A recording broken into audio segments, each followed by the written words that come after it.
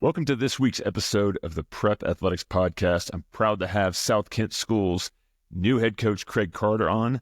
Craig took over for friend of the program, Raphael Chillious, last August, and has done a really good job transforming that team around and, getting his culture into the program and into the school, and learned a lot about him from his background. He grew up in Brooklyn, talks about playing on the playground and how he ended up at Rutgers. He talks about coaching at the D1 level, both on the boys' side and the girls' side. And then we really get into it talking about South Kent School, the second team, how recruiting works in today's day and age, how he helps his players get better on the court and get seen by college coaches. And I wrote down so many quotes from him that I'm just going to use with future folks I talk to, because he really had a lot of good wisdom out there today. So, folks, thank you for joining us. And please enjoy our podcast with South Kent's Coach Craig Carter. Welcome to the Prep Athletics Podcast. This is Corey Heights. Some battles. I'm not sure if they got us. If they did, maybe. So you will get better as a player during that year. So it was kind of exciting. Like, oh yeah, somebody wants me.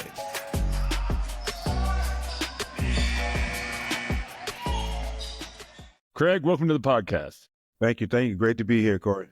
Yeah. Now, you grew up in Brooklyn, and you were Yes. good enough to play college basketball. I think so. A long time ago. My jumper where'd not the same anymore. What led you into the sport of basketball? Where'd you fall in love with it? Wow, that's an interesting story. So coming up, I was really a football guy. I was blessed enough to have a distant cousin, second cousin named Ron Springs, who played for the Dallas Cowboys.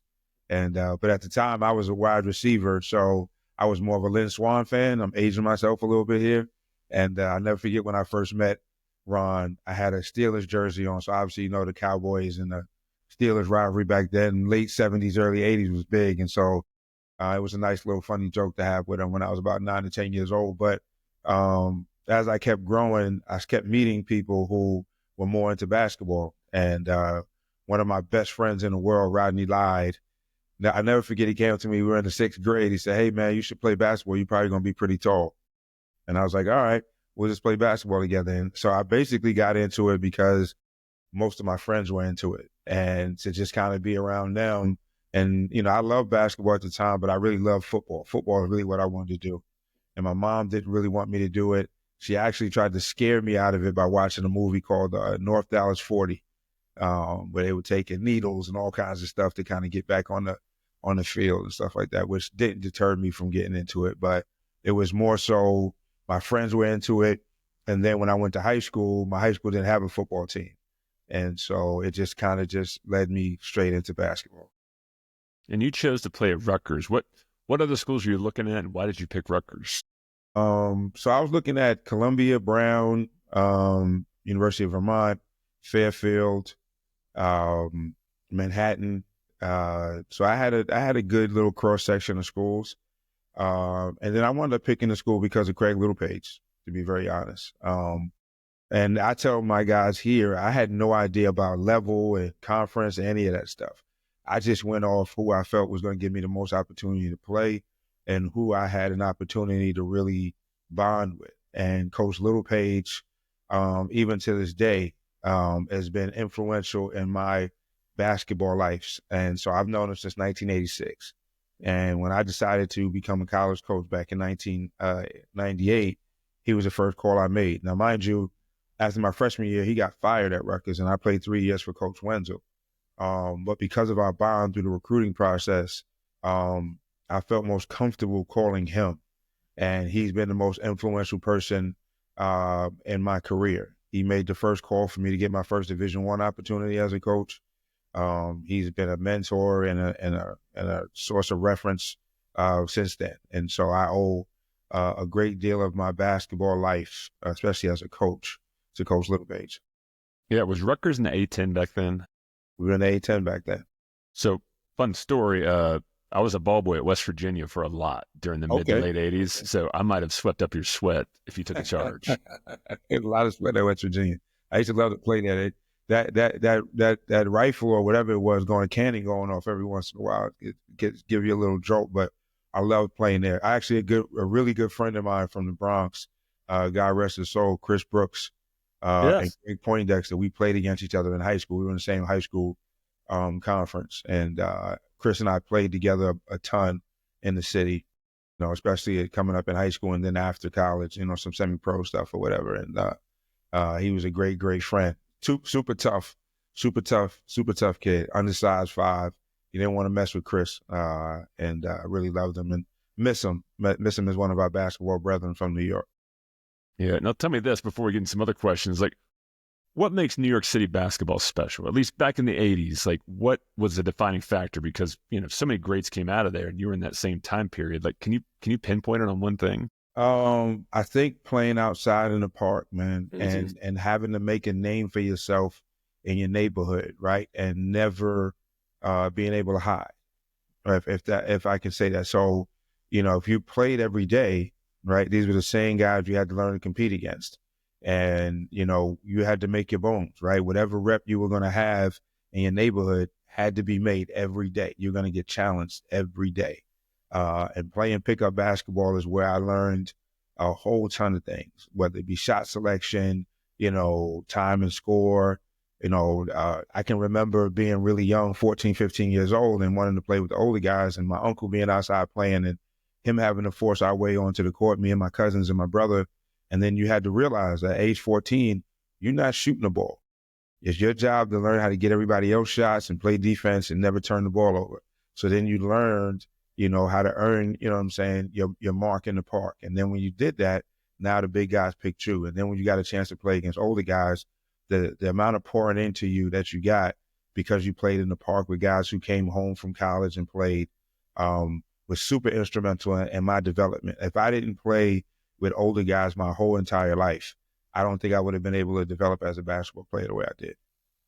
Are kids in New York City still playing on the playgrounds outdoors? Nah, they don't play as much. Not that high school age group, right? Like you can play from maybe 8 to 12, and then even then, if you're somebody who can play and get on an AAU team, you're not going out in the park, right? Too many kids have personal trainers.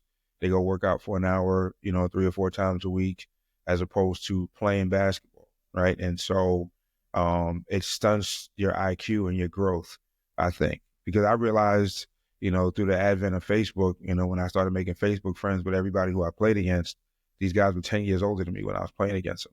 And so they had a wealth of knowledge basketball wise that when I showed that I wanted to learn and I was willing to compete, that they wanted to just pour into me. And so it was invaluable, that knowledge to get from older guys. Even some guys who never played in college but just grew up playing in the park, they just knew more things, and they were willing to impart it to you if you showed yourself to be worthy of it. Yeah, some women's programs play against men, right? I know college, they do it in the college side, they do it in the high school side. And I'm spitballing here. Would there be any benefit to bring in guys like 28, 27-year-old former NBA or NCAA D1 players or college players in general or former overseas guys to play against your current team now? Like, could you get that same effect potentially if you had enough players around you? And I don't know if this is against the rules, but I'll say it anyway. I tried to do that this year. There's a number of connections I had with some older guys right in that 25 to 32 range who were still playing enough and still coming back home from overseas waiting to get a call, who would have been willing to come down and scrimmage our guys. And we just could never make it work. And I really wanted them to come here to kind of talk to them and like say, hey, this is what I went through. This is what you got to expect. So that wouldn't just be coming from a 55-year-old guy who just doesn't relate to them because I don't listen to NBA Youngboy, right? And so I wanted them to have that experience the same way I had it. Like I was blessed enough. I played for, which would have been considered an AAU program called Dykeman basketball. So I played with Rick Smits. He was on my AAU team. And then we would work out on Friday nights at Brandeis High School with pros. So I got a chance to work out with Mark Jackson going into his rookie year.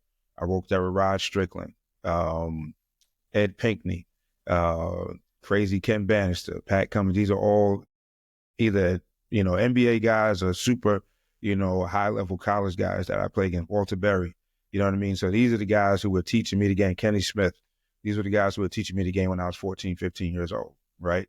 A lot of these guys don't have the same access.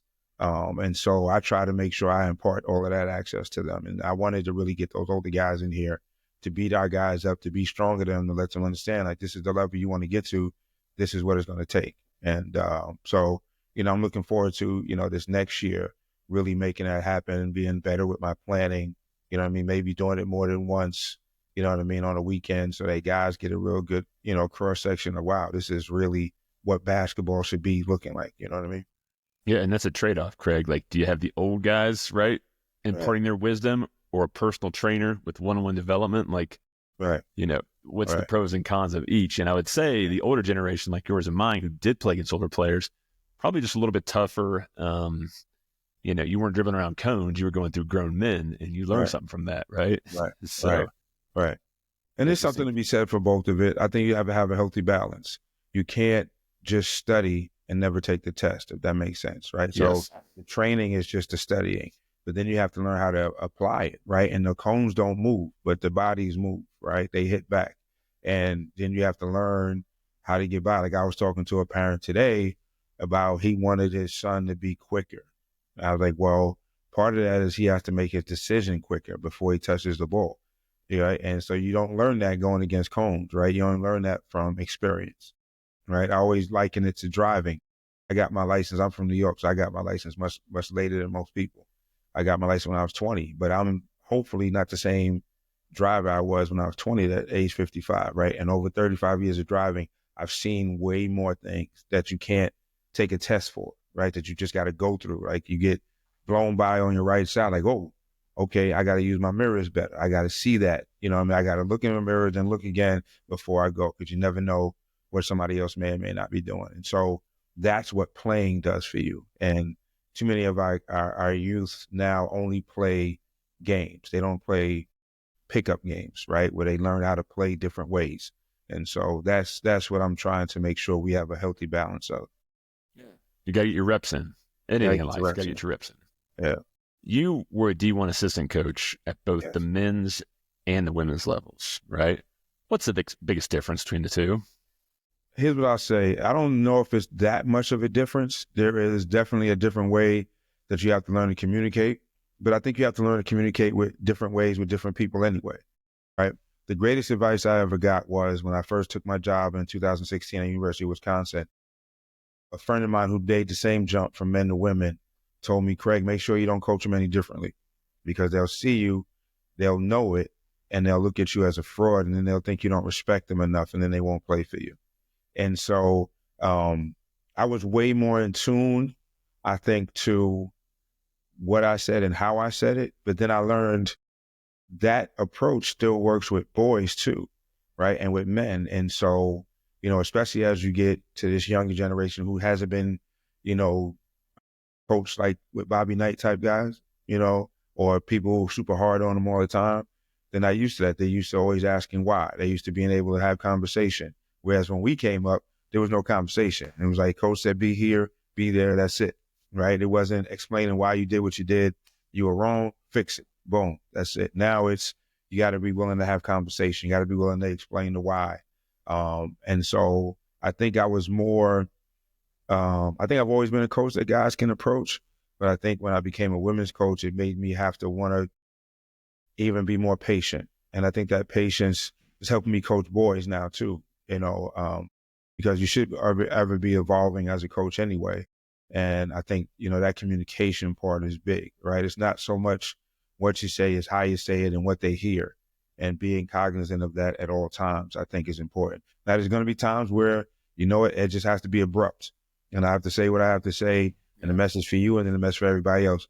But then doubling back and then having that conversation afterward when everybody's emotions are down, the heightening of the situation is kind of dissipated, then you can have that talk, and then you can have that why, and then they can really feel respected in that regard. Yeah, love that. Love that. Thanks for sharing that. When you got into your first D1 assistant job, right, until you took over at prep school recently at South Kent, you obviously had to recruit kids out of high school, kids out of junior college, et cetera. When you first started recruiting, when you made that first phone call or that first visit to a gym, like, what was the advice you were given? Like, when you started recruiting, like, who taught you how to do it, or you just trying to figure it out on your own? I think, I kind of watched some people on the phone, I remember the things that were impactful for me when I was being recruited. I always liked being able to have honest conversation. And it didn't always have to be about basketball, right? And it's a thing that I learned, from watching different people. And the most important thing is always making young men and young women feel like they're more than just a basketball player, right? Some of as much as I've had some success in my career, wins and losses, I think the greatest success in my career is that I'm able to maintain relationships with my players well after they stop playing for me. That's the most important thing for me. And that they felt supported, and then they feel like they can come to me for, career advice, or, I just got invited to my first wedding that's going to happen in October. That was big for me. And so being able to do those things. And so when I started recruiting kids, just trying to get to know them, ask questions about them, their family, what they did today. And then in the summertime when we were talking, then we would talk basketball. If it was basketball season, we would talk that. But every time I called them, I didn't want to talk about basketball, right? That gets old, right? And they don't want to deal with that all the time. But, because I always tell parents, you have to trust somebody with your child when they have that rainy Wednesday, right? When they either fail a test, break up with their boyfriend or girlfriend, had a bad game, who can see that in them without them having to come to them first, help them rebound, and have a better Thursday, Friday to get ready to play a game on Saturday. And I learned that early on from Fran McCaffrey. I learned that early on from Barry Hamler, which was my first college job at Elizabeth City State University. I learned that from Coach Lapis when I worked at UMass for a year. He would always come to me at the end of the day like, Craig, who's in the tank? Who's in the tank today? Who do I need to talk to before they get a chance to talk to somebody in their family or one of their boys, to make sure they can come back and be ready tomorrow to be their best self, even if they had a bad day. And then so it taught me like, okay, you got to watch how guys are walking off the floor, how are they interacting with one another, who's upset, you know what I mean? And make sure that they don't stew in that overnight, because then you might not be able to get them back. And then now it might kind of permeate the rest of the locker room. And then now you really, fighting uphill on some black ice right there. And it gets to be a little bit tough.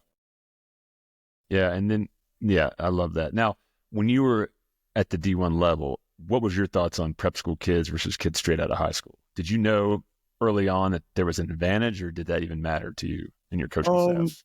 It didn't really matter as much. I think, development is development, right? And so what I try to, tell people is prep school only becomes a great advantage for you if you make it an advantage. You're not going to just come here and like walk through this portal and all of a sudden you're going to shoot 40% from three, right? And you're going to get 10 rebounds a game, right? And you're going to have this incredible footwork in the post. All of that, all the year does is give you another year to work on all that kind of stuff to add to your bag, right? To become more of a complete player. And if you don't take advantage of that, all you're going to do is just be a year older, but not a year wiser. I like to tell people this, and this is not just basketball. A lot of times people stunt growth because they grow old, but they don't grow up, right? And so, I tell my guys all the time, and I tell my daughter this, like, time is the only thing you can't get back, right? And so every day you don't work on your game when you've allowed your parents to invest in you going to prep school is a day somebody else did, and they getting that phone call, and then they're getting that spot. And so when you commit to this, you have to say, for this next 8 to 9 months, I'm going to be as dedicated a basketball player as I have ever been. And then I'm going to see what happens, because even then, there's no guarantee. But without the work, nothing's going to happen for you, if that makes sense.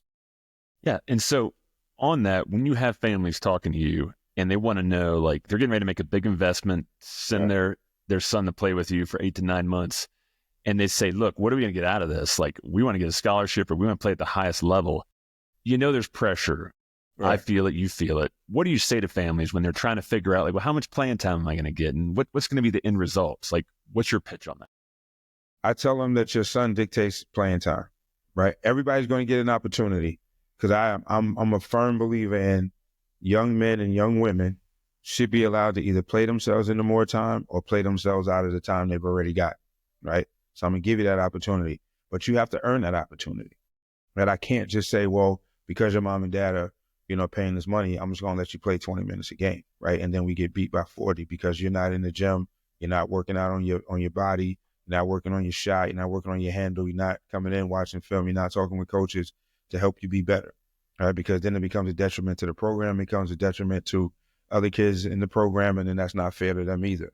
And so what I would tell them is you need to have an honest conversation with your son and say, if I make this investment in you and I get a phone call that you're not getting up and taking advantage of the fact that the assistant coaches are in the gym wanting to work out with you all day long, I'm going to bring you home, because you might as well just do that here, right? You can sleep the day away home and I can save money, if that makes sense. And so I want kids to make my job hard. Yeah. I want you to say, we got 14 kids that could play, because they're all doing everything. And then I still have to make a decision. Then still somebody's going to be upset. But then I can say to any college coach that comes in here, when they come watch us in practice and watch me have two good teams compete against each other, that kid can play for you. I know he's only playing 6 or 7 minutes for me, but I'm telling you right now, you bring him in, let him work out for you. You'll see he'll impact your team right away because of the work he's putting in. And we've had guys out of this program do that. We had a guy, that's at North Carolina A&T, who played maybe 7 minutes a game here, right? And he wound up being the most prepared freshman that they had at the school. He's a sophomore now. And so, but he worked, right? He worked. We had another kid that's at Colgate. He played behind the McDonald's All-American, right? But now he's an all-league kid, right, at the Patriot League, right? And came here with nothing because he worked. But he had to learn it here. And the guys on the team had to hold him accountable. And so, and then he figured it out. Let me grow up before this passes me by. And now he's one of the best guards in the Patriot League right now. So I love it. Now help me on this. Here's two scenarios that families have to look at, right? There are teams like yours that have a lot of talent on it. Some years teams have 10 D1 players on it. Mm-hmm. And you got the other end of the spectrum where you've got teams that maybe have one D3 player on it, and then you've got everything in between. There are pros and cons to being in a practice every day with 10 D1 guys, and there's pros and cons to getting a lot of minutes under your belt. What's your thoughts, Craig, on which one's better? Or is it case dependent on the kid? It depends on the kid, but here's what I'll tell you. If you got 10 D1 kids on your team, you got a lot of people in the gym, right? And even if your kid is not a D1 kid, that D1 guy might be up for a D2 or D3 job, or has a friend that's at a D2 or D3 spot, or maybe another lower level D1, right? Like I've had guys, I had to see one of my really good friends in the business is an assistant coach at Seton Hall. And, I had a kid here who couldn't play for him, but he had connections at two other smaller D1 schools. And he said, I'm going to call on him and make him come out here and watch him. You know what I mean? And so just because those specific eyes aren't here doesn't mean they're not on you, if that makes sense. And so, but you have to rise yourself to the challenge, right? Yes. You have to say, okay, this is going to pay off, and I'm going to make coach help me out. If I think I'm a D1 guy, right, and we got all this energy, right, and guys are going to be here in our gym early on in September, you have to make them come back. You have to make them say, I got to get this kid on campus now. I might not offer him now, but I need to plant the seed so that come March, I can come back and get him, if that makes sense. And so, again, the work is the work that we can, call whoever we can call. But if I call somebody and have them come watch you play and your body's not up to par and you're not playing smart, like I told guys, I have a guy here who got some interest from a D1 school, a MAC level school, and he scored 6 points when they saw him play. And so it wasn't about having gaudy numbers. It was about he looked like he could do the things they need him to do, right? And he did it scoring 6 points. And you say that, and then they're like, yeah, but. And every time they say, yeah, but, you get in the game, and then you try to score, and you can't do it, and then nobody calls you, then it's still Coach Carter's fault, which is, you know what I'm saying, why you take this job, and it's what I have to deal with. But, I'm very big on constant conversation. I used to work for a guy that said, I was the top assistant, so he's like, Craig, you talk to parents, I'll never talk to parents. I'm not like that. I'll have a talk. I was a parent too, right? Yes. I'll talk to parents, you know what I mean? But they also have to be ready for an honest conversation as well. That's what you want. You don't want, if I'm a parent, I want to hear it straight. And sometimes the parent has to get on the phone to see. I have some parents that are wary about talking to prep school coaches, and I say, no, it's okay. Have the kid talk first, and going through that 18-year-old brain sometimes gets translated and mixed up. Right. Then have a family, and the kid and the coach all get on a phone call together, and it usually clears everything up like that. And it's just communication breakdowns. That's what leads to divorces, wars, right? Every Right. problem in life is down to communication. Right. Right. And, let me ask you this. Oh, go ahead. No, go ahead. Go ahead. Well, I was going to say, like, with that, the pressure always at the end of the day, too, is getting placed, right? And now with the transfer portal, with NIL, talk to me about timing, because in the old days, you come in August, if you had a great open gym period, if you get an offer, sign, and be done. But, like, tell me what you're advising your players on with the June scholastic period, with the open gym period, with the season, and then now with the transfer portal after the season. Like, how are you talking to families about how the process is going to work these days? So what I've been talking to parents about now is make sure you have a bang-up spring and summer, right? So you can drum up some interest, right? Because just like we talked about earlier, when schools find out you're going to take an extra year, right, to come play in the at a prep school and play in the NEPSAC AAA, which is super, super competitive, right? A lot of high-level guys come out of here. We had a guy go to Kansas. We had a kid go to Pitt. You know what I mean? UC Davis, UMass, Iona, you know what I mean? Harvard, and so we got a guy going to Iowa next year, right, from here, right? So, other schools, Cincinnati, Penn State, right? You name it, right? There's some high-level guys in our league. And so what that does is it brings those eyes to you. Now it's your job to make those eyes stay on you, right? It's not my job to keep calling plays just for you. It's your job to play the right way so that they look at you and say, okay, I know that Corey's going to be at South Kent next year. I got to stay in touch with Craig. I got to figure out, hey, who's he playing AAU with? What's his schedule? Can I get his number? Absolutely. Stay in touch with him, coach. I'm telling you, what you're seeing now is going to be different in September. Get on him, offer him, right? And then I start working, the way I have to work it with them as well. But the job is to make sure that you are somebody people have to have, right, on any level. And that comes with work. It doesn't come with me telling somebody to take you. I can't do that. All I can do is put your product in front of them. And then I can talk to you about your character, what kind of kids you are, your work ethic, how you are in the community here at South Kent. All of that stuff matters, right? And I'm willing to do that for everybody. You know what I mean? But you have to give me something to, for lack of a better word, sell, right? You have to give me something to put in front of them. And all I'm going to ask you to do is work for the things you tell me you want. That's it. And then when you do that, more times than not, something good's going to happen from it. All right, let's say a kid comes from overseas, or a kid has been injured, or a kid's on the wrong AAU team and they don't get the exposure in the spring and summer you talked about, and they're coming in August without that foundation laid. Now, what kind of process do you say to those families? Now, that process is we have to be strategic in what level we think he is, and then we have to get as much film as we can, because people are going to start getting out less and less, right, and start getting that to them, right? And so I implore parents, and like most of these AAU events now are filmed, right, whether it's Baller TV, Play Sites, something, somehow, some way, people are putting stuff on video. Well, get as much video as you can from the summertime. And then what we'll do is come August, right, we'll start pumping all that video out when I know guys are coming to school here. All right, Corey's coming to school here. He's a 6'6" wing, really shoots it. Here's some film on him. Coaches, my open gym times are here, right? So now they say, okay, I can get involved with this kid right away. So there's ways to drum up interest, right? We just got to be strategic and we got to hustle. And I have a great staff of guys who are really good with video stuff and do a good job of posting stuff on social media, so people start to follow us, right? Like I just saw, 2 times I've gotten a big jump in social media following. When I got my job at Florida State, I got a big jump, and when I got the job here, all right, when I became the director. And so all of a sudden I had all these people that wanted to follow me, whether they be college coaches, prospective students, and things of that nature. And so with that following, as it continues to grow and grow, now you get more and more eyes on you, and we pump stuff out, on a daily, weekly basis to help people. But now, more action's happening after the season now. Would you agree with that? More of this stuff's going to happen after the season. So now, right, when everybody's starting to get bumped out of their conference tournaments, and their seasons are over, and then they're starting to have their end of the year conversations about who's going to be in their roster and whatnot next year. Now you start getting phone calls. Hey, Craig, I heard about Corey. What can you tell me? What does he have? Say, Coach, you should bring him on, talk to him. Here's his film. And then so, all of that stuff is happening now.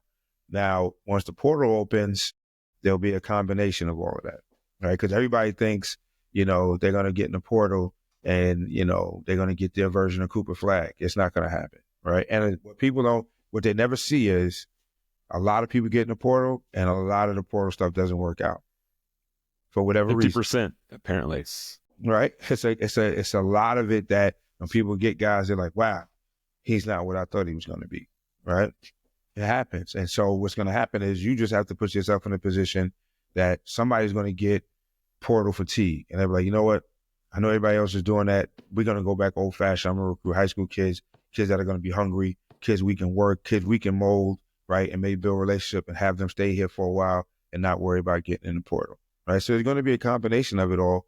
But if you're not prepared to be one of those guys that they call because you've been working and you've been doing what you had to do and you helped the team win, so we're playing later on into the season, you're still going to miss out. So again, it all comes back to preparation. It all comes back to the investment that you make in yourself, right? And then letting that work take you where you need to go.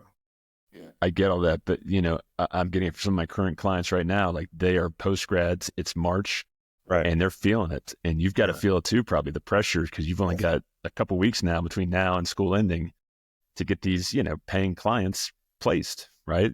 Yeah, no, it's tough, and I try to be a calming effect, right? But don't get me wrong, like I'm frazzled inside with like trying to figure out, I got to call this one, I got to call that one, I got to stay on top of this, we got to get this film, we got to update this and send it out. But you just, at the end of the day, stressing and worrying about it never helps, right? It just matters of, I got to do the work, right, from my end, and I have to ask those guys to do the work. So even when we come back after break, we got to get into our postseason workouts, right? We got to make sure when coaches come in here that they've seen you working from when the last time they saw you play until now. Has your body changed, right? Are you shooting at a better clip, right? Are you making better decisions? And then they can say, wow, this kid has made a jump from March to April.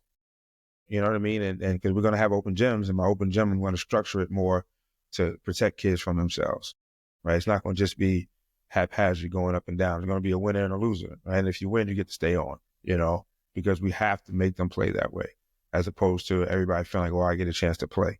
You get a chance to play, but you might not get as much of a chance to play if you don't win.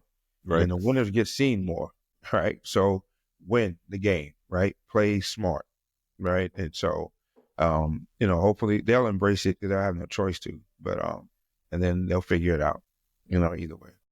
I love it. Now, you got hired in August, and it was an abrupt announcement because Raphael Chillious was the coach there, friend of the program, been on here a couple times, and you took over. You had to figure out the players. You had to, you're now in the main seat.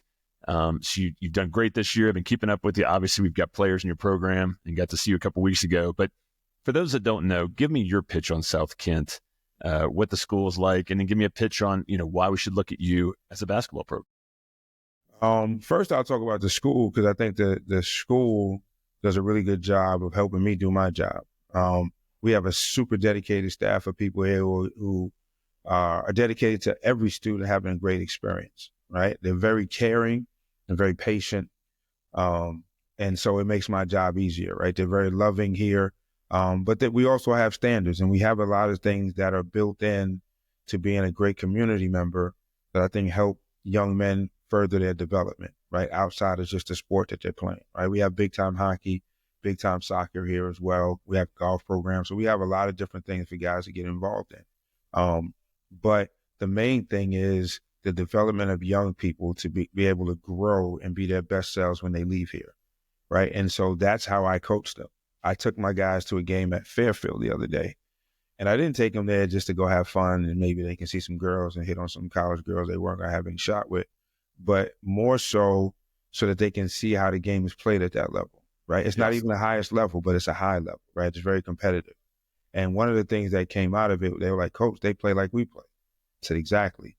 So if you're playing like a college team now, when you get to college, all you need to learn is how they do things there, but you have the blueprint already, right? And so if you embrace this, if you trust, like my motto is TAB, trust and believe, right? I always feel like we always eat a lot together, right? And my motto is, well, everybody has to pay their portion of the tab. Everybody has to give me a portion of their trust and their belief that everything that I'm doing, whether you agree with it or not, is for the development of you personally, and then more importantly, this program and the team, right? So I ask everybody to pay their portion of the tab every day. And paying your tab means just being your best self, being dedicated to your body, being dedicated to this team, being dedicated to your craft, right? And then I'm going to put you in positions in practice and in the games to help you look the best you can. But I need you to pay that portion of the tab, right? That trust and belief. And that's the only portion I ask you to pay.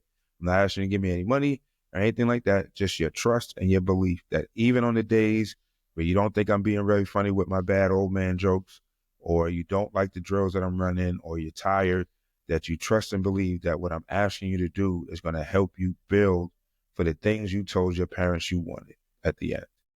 And then we just go about our day that way. Yeah, love it. Now, for postgrads, what's the academic situation like? Can they take electives, AP classes, Take college electives courses? mostly. We have a program with Syracuse University where you can get college credits as well. It's called super classes, right? So they're college level courses that Syracuse has done a really good job of training some of our teachers here to teach.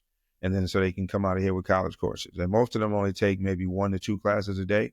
So you have your day freed up, right, for the most part, to maximize, right, adding to your bag, right? Whether it be watching film, lifting weights, getting gym, working on your skill set. You know, I have a great young coach in Steve Johnson who does a really good job in this area of being one of the most sought after trainers. My other assistant, Mark Bass, has coached for over 20 years on a Division I level, played and coached at St. Joe's, right? He's probably better than me at this whole thing. And so I wanted to hire somebody who could see some things that I couldn't see and give a certain level of expertise, right, to help our guys feel comfortable about making this jump and making this investment. And so it'll be their job, especially as postgrads, to take advantage of all of that knowledge, right, and how to when they're here.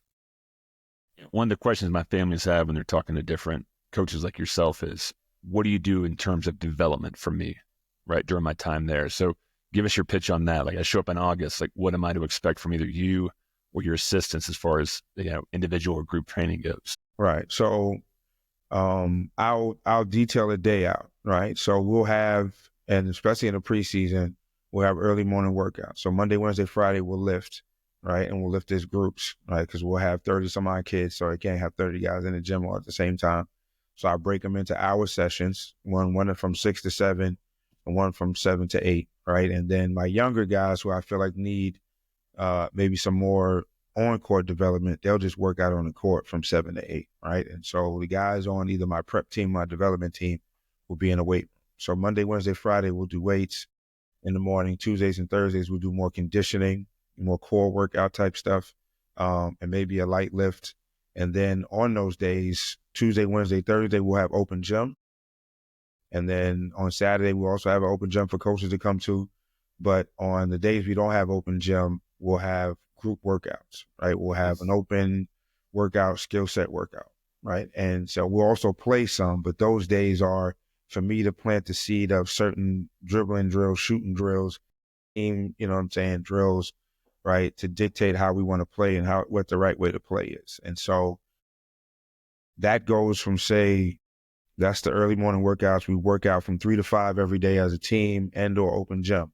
But throughout the day, if you're a post-grad, when you have a free period, you're allowed to go back into the gym and go work out, right? And then we eat at 5, we eat from 5 to 7.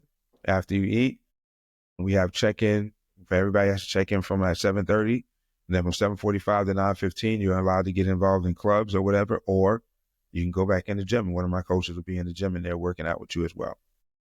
9:15 on Tuesday, Wednesday, Thursday, we have something called perch because we know we have greedy kids here and they like to eat again.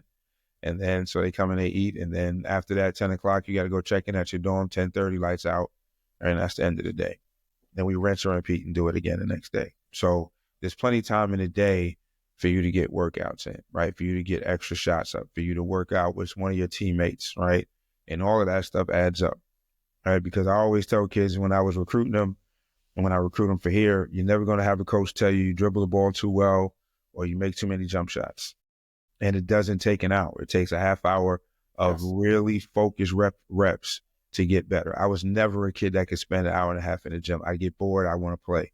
But I could shoot for a half hour, and I made sure I'm going to shoot 10 shots from 7 spots, and I'm going to track it every day, and I'm going to get better in that corner. If I was 4 for 10 today, tomorrow I got to at least be 5 for 10, right? Or at least I got to be 4 for 10 and I can't be 3 for 10, right? Because then I'm going backwards and that doesn't make sense. And so being able to plant those workout seeds, right? Those accountability seeds day in and day out are what we try to do here. Now, some people it works for, right? You know, it's human nature, right? Some kids take advantage of it. Some kids don't, right? And then those kids that don't are here in March complaining, coach, you didn't do enough for me, this, that, and the third. And then when I say, well, you slept a day away every day. What was I supposed to do? You wanted me to come make you, right? So there's a part of that too, right? I'm learning there's going to be some kids that I have to make to protect them from themselves. And that's going to be another thing that we do to identify those type of kids as well.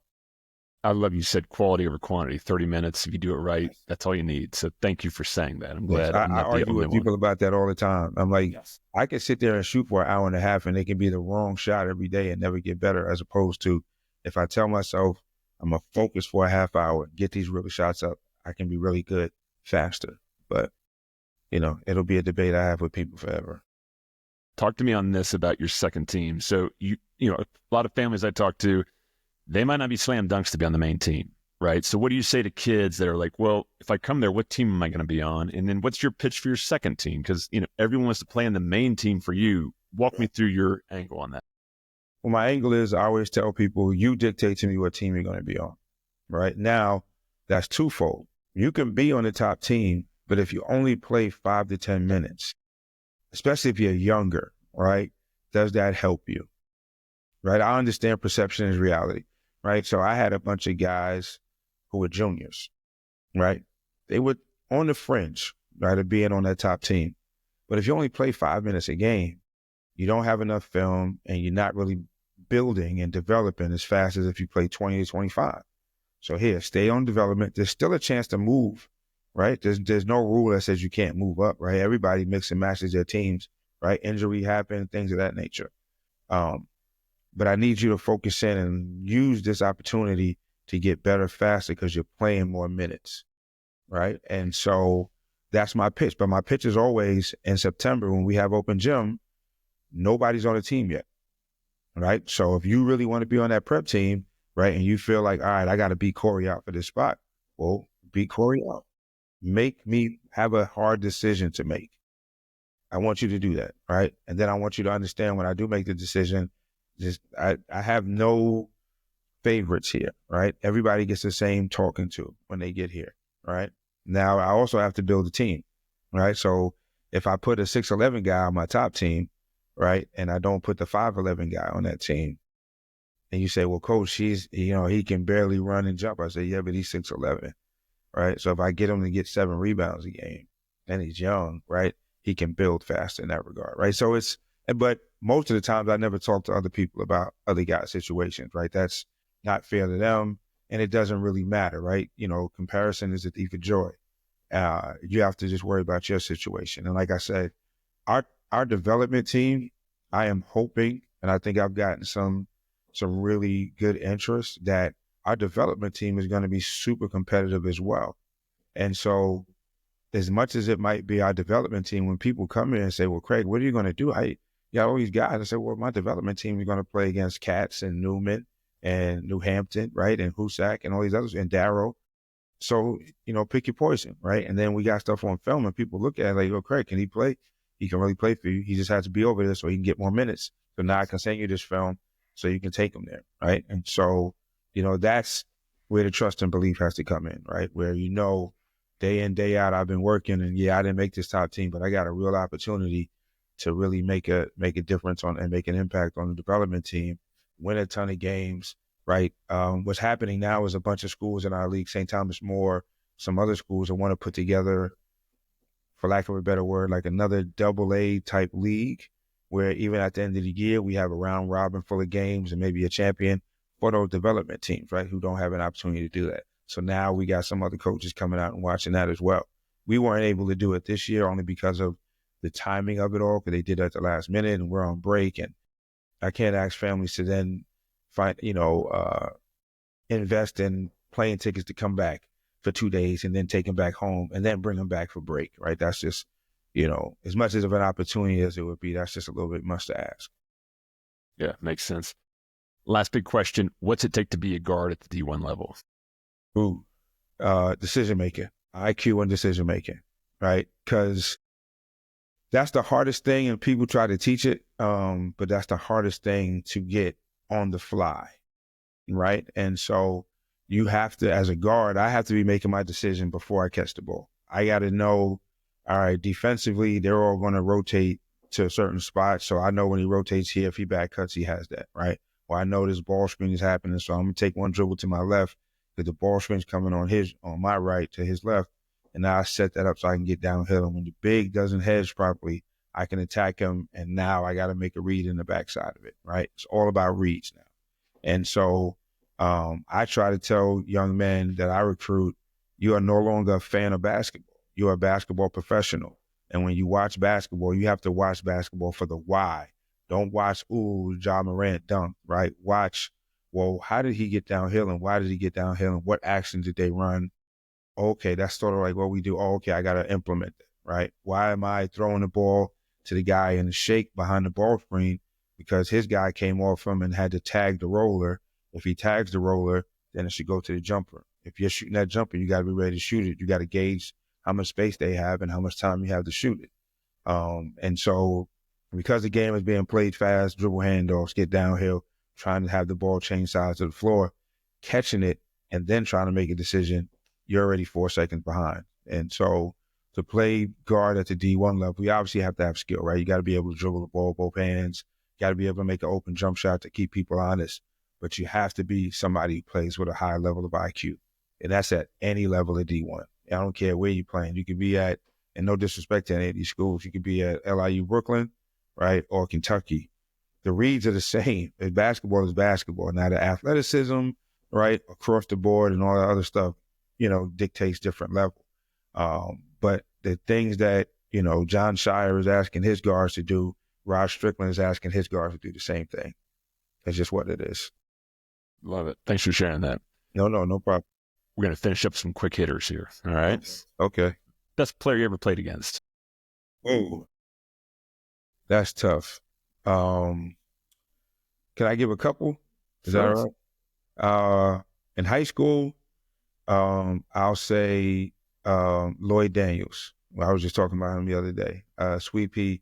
I played with him. He's both also from Brooklyn, from my area, and against him. Probably one of the most complete basketball players that I've ever played against in my life. But like I said, I've been blessed enough to work out and play against a ton of people who are really great ball players. I'll also say Walt Williams, who played at Maryland. He's another guy who was a 6'8", like point guard at Maryland. I was like, man, this dude is great. This is tremendous. I mean, I played it against Notre Dame, so I played against David Rivers. We played Utah. Played BYU, so we played against, big kid Sean Bradley. But like I said, basketball has been great. Boo Harvey at St. John's, Mark Jackson when I used to work out against. I've been able to play against a ton of great players over the years. And so, I know there wasn't one, but sorry about that. Okay. But yeah. How about in college at the D1 men's level? Who's the best player you coached against? Oh, Like you just put on a performance and you guys couldn't stop them. yeah. That's a tough one. Because I know all my coaches that I coached for wanted to say we had a great game plan for all those guys. Trying to think, it would have had to be in the Big East when I was there because it was tough. Big East was crazy. Yeah. Probably those Rick Pitino Louisville teams. Across the board. I don't know if we had anybody just have a night against us. I will say, and he does a good job with his social media presence. Malcolm Grant, came into the rack when I was coaching at Rutgers and had a day. Shot them back into the game. But it was. Lance Stevenson at Cincinnati played really well against us in the Garden once. Kemba Walker, who I tried to recruit at Rutgers and had a great relationship with his family.